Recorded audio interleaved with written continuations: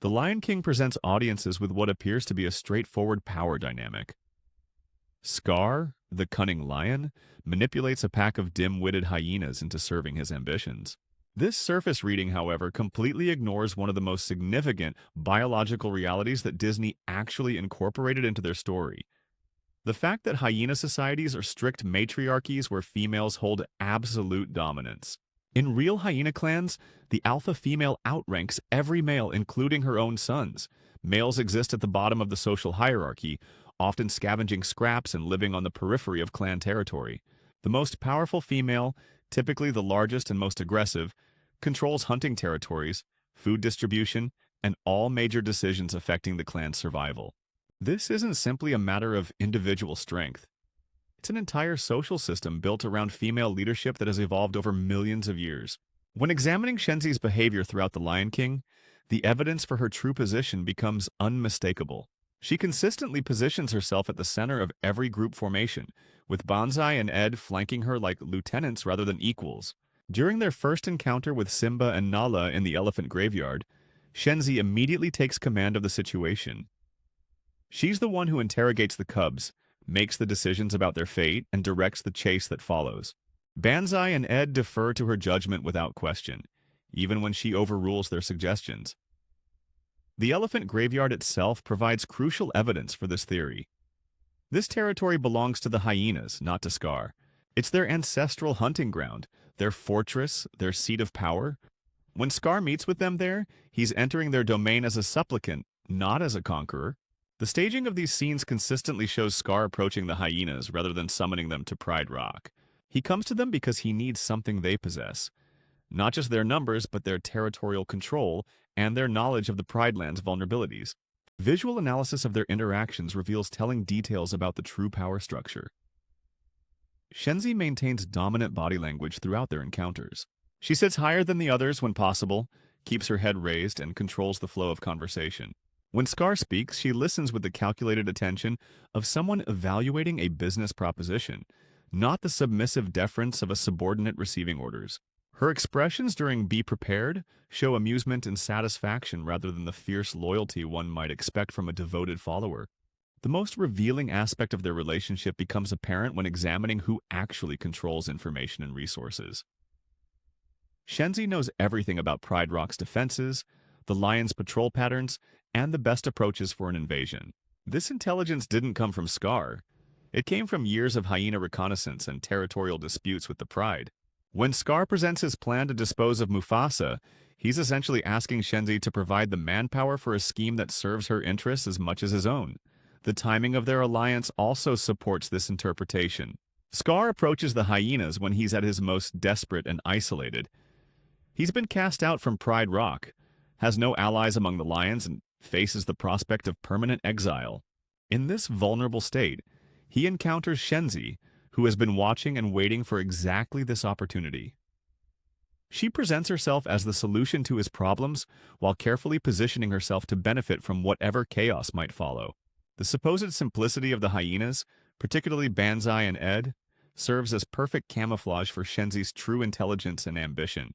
By allowing others to see them as bumbling comic relief, she deflects attention from their real capabilities and intentions.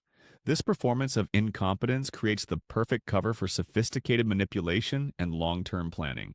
When Scar finally gains the throne, the hyenas don't celebrate like victorious soldiers.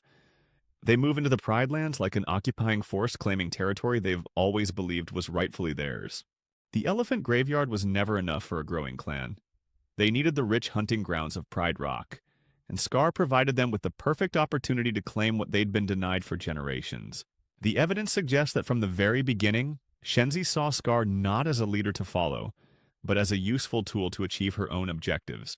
She needed a lion to legitimize her clan's claim to Pride Rock territory, and Scar's royal bloodline provided exactly that legitimacy.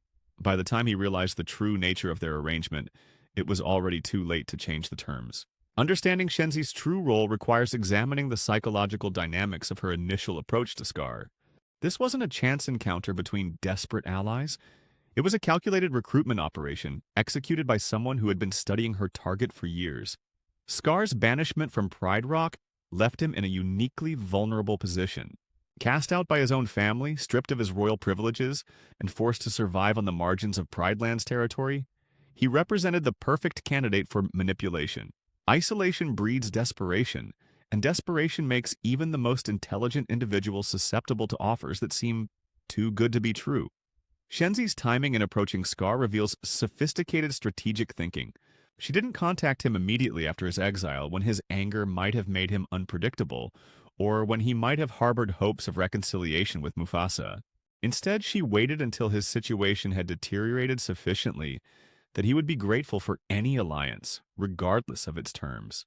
This patience demonstrates long-term planning rather than opportunistic scrambling. The location of their first meaningful encounter also supports this theory. The elephant graveyard isn't neutral territory, it's Shenzi's stronghold. By bringing Scar into her domain, she immediately established the power dynamic of their relationship. He was the one seeking sanctuary, not offering it. She controlled the meeting location, the security arrangements, and the overall environment. Every aspect of their interaction reinforced her position of strength. The offer Shenzi presented to Scar appeared to be mutual aid between equals, but the actual terms heavily favored hyena interests. She promised him the throne, but that throne came with conditions that would effectively make him a figurehead ruler, dependent on hyena support for his continued survival. The arrangement guaranteed that any attempt to betray the hyenas would result in his immediate downfall, while giving her multiple exit strategies if the alliance proved unprofitable. Shenzi's manipulation tactics relied heavily on validating Scar's existing grievances, while positioning herself as the only viable solution to his problems. She didn't need to convince him that he deserved the throne. He already believed that. She simply had to demonstrate that she possessed the means to help him claim it. This approach allowed her to present herself as an enabler of his ambitions, rather than as someone with her own agenda. The brilliance of her psychological manipulation lay in making Scar believe he was using her rather than the reverse. She allowed him to feel clever and superior while subtly guiding him toward decisions that served her interests. When he proposed strategies for dealing with Mufasa, she responded with enthusiasm and suggestions that made his plans more elaborate and more dependent on hyena participation. Each modification increased their importance to his success while reducing his ability to achieve his goals independently. The gradual nature of Scar's dependency on the hyenas suggests careful cultivation rather than sudden entrapment. Shenzi began by providing small favors and information that proved useful, but didn't create immediate obligation. As Scar came to rely on these services, she gradually increased the scope of hyena involvement in his plans. By the time he realized how thoroughly he'd become dependent on their support, backing out would have meant abandoning his dreams of power entirely. Shenzi's understanding of Scar's psychology allowed her to exploit his specific vulnerabilities with surgical precision.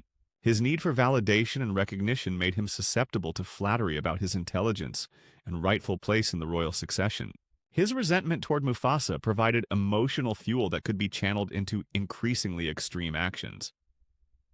His pride prevented him from recognizing that he was being manipulated by beings he considered inferior. The recruitment process also involved careful management of information flow. Shenzi provided Scar with intelligence about Pride Rock's defenses and patrol patterns, but she controlled the timing and scope of these revelations. This information dependency ensured that Scar couldn't execute any plans without hyena cooperation, while also making him feel that he possessed insider knowledge that gave him an advantage over his brother. The supposed simplicity of Banzai and Ed played a crucial role in this manipulation. Their apparent incompetence reinforced Scar's belief that he was the intellectual superior in the alliance. He couldn't conceive that he was being outmaneuvered by creatures he viewed as mentally inferior. This prejudice blinded him to the sophisticated coordination between all three hyenas and prevented him from recognizing the true nature of their relationship. Shenzi's recruitment strategy also included building redundancy into their alliance. She didn't make Scar's success dependent on her personal involvement alone. Instead, she created systems and relationships that would continue to serve hyena interests, even if she were removed from the equation. This approach protected her clan's investments, while ensuring that Scar remained committed to their partnership regardless of changing circumstances. The final element of her recruitment involved creating the illusion of shared risk. Shenzi made Scar believe that the hyenas were betting everything on his success, when in reality she had carefully calculated their potential losses and maintained multiple contingency plans. If their alliance failed, the hyenas would lose some face and possibly some territory, but they would survive. Scar, on the other hand, would lose everything. The most crucial evidence for Shenzi's manipulation lies hidden within the scenes that appear to showcase Scar's dominance over the hyena clan.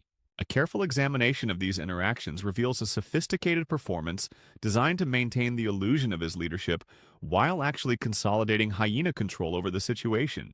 Be Prepared represents the pinnacle of this theatrical manipulation. While audiences witness what appears to be Scar rallying his hyena army, the staging and choreography tell a different story entirely. Shenzi positions herself at the center of the hyena formations, with the other clan members responding to her subtle cues rather than to Scar's grand gestures. When the song reaches its climactic moments, the hyenas arrange themselves in patterns that place Shenzi at the apex of their formation, a visual representation of their true hierarchy. The timing of this musical sequence also reveals strategic calculation.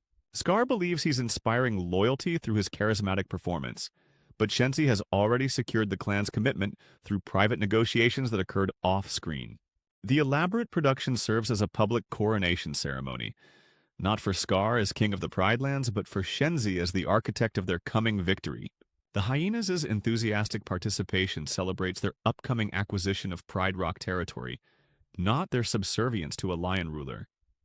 Throughout their alliance, Shenzi maintains careful control over the information that reaches Scar. She filters intelligence about Pride Rock's defenses, the movements of other animals, and potential threats to their plans. This selective reporting ensures that Scar makes decisions based on incomplete data, while believing he possesses comprehensive knowledge of the situation. When he proposes strategies that don't align with hyena interests, Shenzi subtly guides him toward alternatives by emphasizing certain risks while downplaying others. The apparent failures and mistakes made by the hyenas during Scar's reign deserve particular scrutiny. Their inability to catch Simba and Nala during the initial chase in the elephant graveyard seems like incompetence, but the outcome perfectly serves Shenzi's long-term strategy. Allowing the cubs to escape ensures that news of hyena presence reaches Pride Rock, escalating tensions between the prides and making conflict inevitable. A successful capture would have eliminated future complications, but it also would have denied Shenzi the chaos she needed to justify more aggressive action. Banzai and Ed's roles become clearer when viewed through this lens of calculated performance. Rather than simple comic relief, they function as Shenzi's most trusted lieutenants, each fulfilling specific operational roles. Banzai serves as the aggressive enforcer who can escalate situations when necessary, while maintaining plausible deniability for Shenzi's involvement. Ed's apparent mental instability provides perfect cover for intelligence gathering, as other animals dismiss him as harmless, while he observes and reports back to his alpha. The coordination between all three hyenas during crucial moments reveals practiced teamwork rather than chaotic improvisation. Their attack patterns, their positioning during negotiations, and their responses to unexpected developments show tactical sophistication that contradicts their reputation for mindless aggression. This level of coordination requires extensive planning and clear command structures, systems that Shenzi has obviously established and maintains. During Scar's rule of the Pride Lands, the hyenas' apparent mismanagement of resources follows a pattern that benefits their species while undermining Scar's legitimacy. They overhunt certain areas while leaving others untouched, creating artificial scarcity that forces the Pride to depend increasingly on hyena cooperation. The degradation of Pride Rock's territory isn't random destruction. It's strategic resource control designed to make the lions desperate enough to accept increasingly unfavorable terms. Shenzi's manipulation of information flow becomes most apparent during crisis situations. When problems arise that threaten their alliance, she consistently presents Scar with solutions that require greater hyena involvement, while making him believe these recommendations represent his own strategic insights. Her ability to make him feel intelligent and decisive while actually controlling his decision-making process demonstrates masterful psychological manipulation. The staged nature of hyena deference to Scar becomes obvious when examining their body language during private meetings. While they maintain appropriate submissive postures when other animals might observe, their relaxed behavior during confidential discussions reveals the true nature of their relationship. Shenzi sits as an equal, maintains eye contact as a peer, and speaks with the authority of someone accustomed to being obeyed rather than the careful deference of a subordinate. The hyenas' selective competence also supports this theory, They demonstrate remarkable efficiency when pursuing objectives that align with Shenzi's goals, while appearing bumbling and ineffective when asked to perform tasks that might strengthen Scar's independent power base. This pattern suggests deliberate sabotage disguised as incompetence, a tactic that allows them to avoid punishment while undermining unwanted initiatives. Perhaps most revealing is Shenzi's management of clan morale during their occupation of Pride Rock. While Scar grows increasingly paranoid and unstable under the pressures of leadership, the hyenas maintain their cohesion and effectiveness. This stability indicates that their real chain of command remains intact and functional, operating parallel to but separate from Scar's official authority. The performance reaches its crescendo during the final acts of Scar's reign, when mounting pressures begin to expose the artificial nature of his power. As external threats multiply and internal contradictions become harder to conceal, Shenzi's careful orchestration ensures that every crisis serves to weaken Scar's position while strengthening her own. Each apparent failure by the hyenas creates situations that make him more dependent on their continued support, while simultaneously preparing for the inevitable moment when that support would be withdrawn. The true sophistication of Shenzi's strategy becomes apparent when examining the systematic way she positioned herself for success, regardless of Scar's ultimate fate. While he focused on the immediate gratification of claiming the throne, she orchestrated a complex plan that would secure hyena dominance over Pride Rock territory, whether his reign lasted decades or mere months.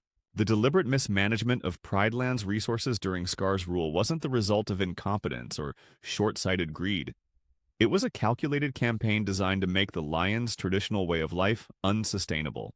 Shenzi understood that lasting control required more than military victory.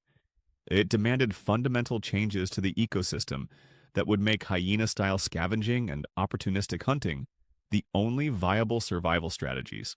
By encouraging overhunting in specific areas while carefully preserving others, the hyenas created artificial scarcity that forced all Prideland's inhabitants to compete for diminishing resources.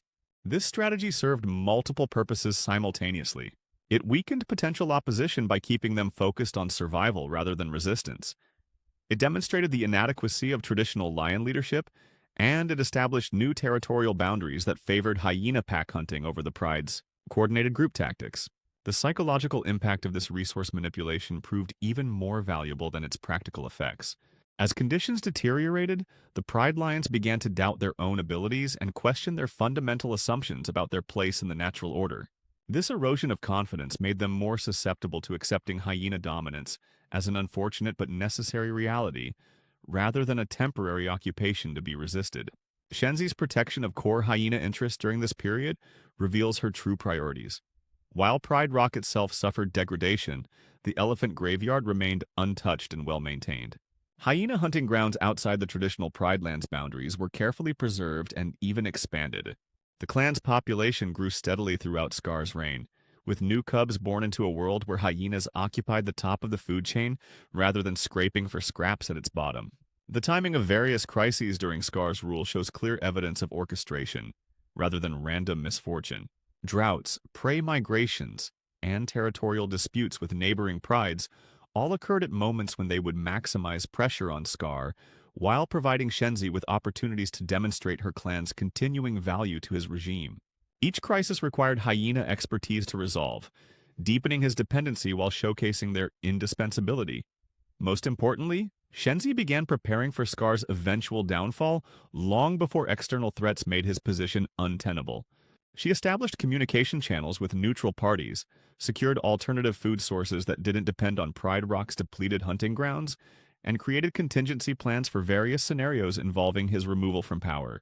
These preparations indicate that she never viewed his reign as permanent, merely as a convenient phase in her larger strategy. The evidence suggests that Shenzi anticipated Simba's eventual return, and may have actively facilitated it. The hyenas' failure to eliminate him during their initial chase wasn't incompetence. It was strategic preservation of a valuable asset. A living heir to the throne represented the perfect catalyst for the kind of dramatic upheaval that would allow her to reshape the entire power structure of the Pridelands. Her positioning during the final confrontation between Scar and Simba reveals careful calculation designed to maximize her options regardless of the outcome. The hyenas maintained enough distance to avoid immediate retaliation while staying close enough to influence events if necessary. They neither fully committed to defending Scar nor completely abandoned him, preserving their ability to negotiate with whoever emerged victorious. The systematic way Shenzi undermined Scar's credibility during his final months demonstrates her understanding that his usefulness was approaching its end. She allowed him to make increasingly erratic decisions without correction, permitted him to alienate potential allies through paranoid behavior, and failed to provide the counsel that might have stabilized his regime. This passive sabotage ensured that when his downfall came, it would appear to be the natural result of his own inadequacies, rather than deliberate betrayal. The preservation of hyena unity throughout this period contrasts sharply with the growing dysfunction within Pride Rock's lion population. While Scar became isolated and desperate, the hyena clan maintained their cohesion, discipline, and effectiveness.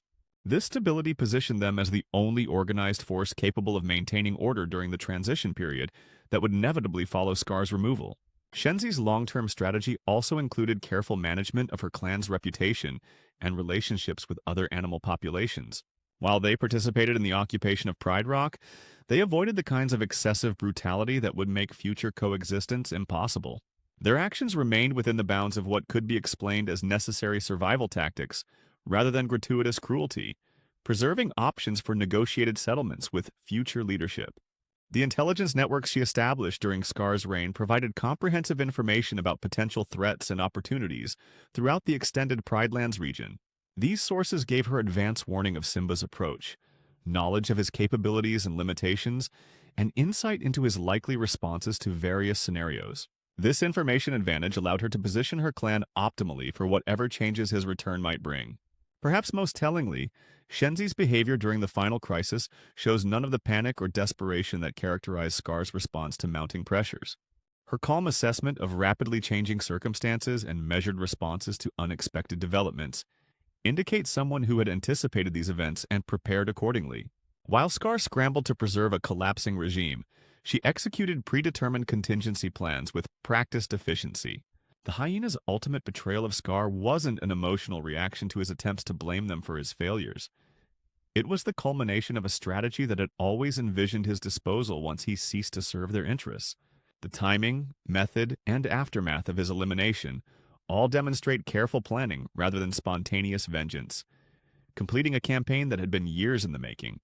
The final moments of Scar's reign reveal the culmination of Shenzi's masterful long-term strategy, where even his dramatic downfall served her interests more perfectly than his continued rule ever could have.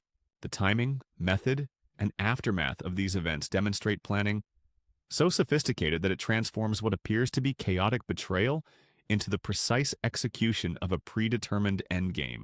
When Simba confronted Scar atop Pride Rock, the hyena's positioning revealed careful calculation rather than random placement. They maintained optimal distance to observe the confrontation while avoiding immediate involvement in its outcome. This strategic positioning allowed them to assess the situation's development and choose their moment of intervention with maximum impact. Their apparent absence during the initial confrontation wasn't cowardice. It was tactical patience. Scar's desperate attempt to blame the hyenas for his regime's failures provided Shenzi with the perfect justification for what she had always planned to do. His public betrayal of their alliance gave her the moral authority to retaliate while appearing to act from righteous anger rather than calculated ambition. The other animals witnessing these events would see hyena vengeance as natural justice rather than orchestrated elimination of an inconvenient partner. The method of Scar's disposal demonstrates the hyena's sophisticated understanding of both immediate tactical needs and long-term strategic requirements. By allowing him to be consumed rather than simply driven away, they eliminated any possibility of his return, while sending a clear message about the consequences of betraying hyena loyalty. This decisive action established their credibility as formidable allies or dangerous enemies for any future negotiations. The apparent chaos of the final battle provided perfect cover for Shenzi to secure her clan's most valuable assets, while appearing to be in full retreat. As fires raged and lions battled across Pride Rock, hyena scouts systematically gathered intelligence about hidden resources, escape routes, and potential strongholds that could serve their future needs. What looked like panicked flight was actually organized reconnaissance and strategic withdrawal. The supposed banishment of the hyenas represents perhaps the most brilliant aspect of Shenzi's entire strategy. Rather than attempting to hold territory they couldn't defend against a united Pride, She accepted exile as the optimal outcome for her clan's long-term prospects. This apparent defeat eliminated their most significant liability, the need to govern and provide for other species, while preserving their freedom to pursue purely hyena interests. The strategic value of appearing defeated cannot be overstated. Simba's mercy in allowing them to leave rather than eliminating them entirely reflected his belief that broken and scattered hyenas posed no future threat to his restored kingdom. This miscalculation gave Shenzi exactly what she needed: time to regroup, rebuild, and prepare for opportunities that Simba's compassionate but naive leadership would inevitably create. The elephant graveyard remained hyena territory throughout these events, providing them with an unassailable base of operations that no lion would voluntarily enter. From this stronghold, Shenzi could monitor developments in the Pride Lands while maintaining the pretense of exile and defeat. The graveyard's resources, combined with the intelligence networks established during Scar's reign, gave her everything necessary to influence future events from behind the scenes. The hyenas' real victory becomes apparent when examining what they gained versus what they lost through Scar's downfall. They sacrificed access to Pride Rock's immediate hunting grounds, but they retained control over vast territories beyond the traditional Pride Lands boundaries.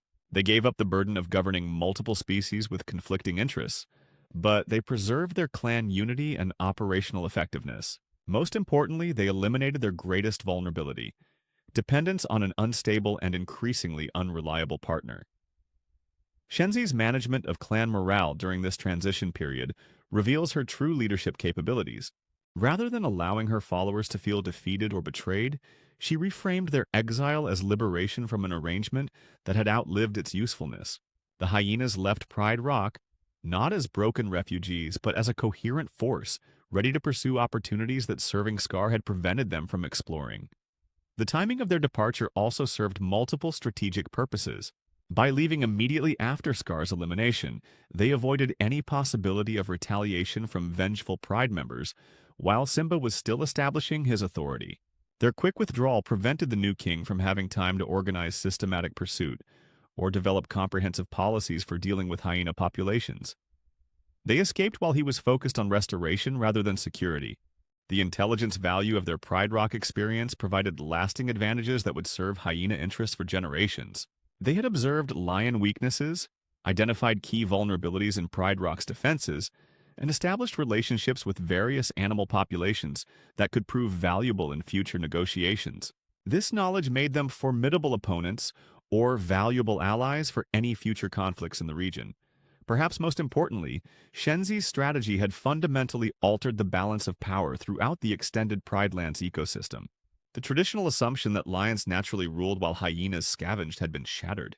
Every animal in the region now knew that hyenas could organize, plan, and execute complex operations that could topple even the most established kingdoms. This reputation would influence all future interactions and negotiations. The evidence suggests that Shenzi's apparent defeat was actually the completion of a master plan that had never intended permanent occupation of Pride Rock. Instead, she had used Scar's ambitions to achieve strategic objectives that would benefit her clan for decades to come.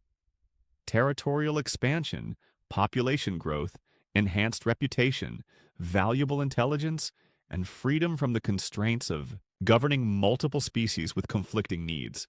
In the end, while Simba celebrated his restoration and the other animals rejoiced in their liberation from Scar's tyranny, the real victor quietly withdrew to consolidate gains that none of them fully understood.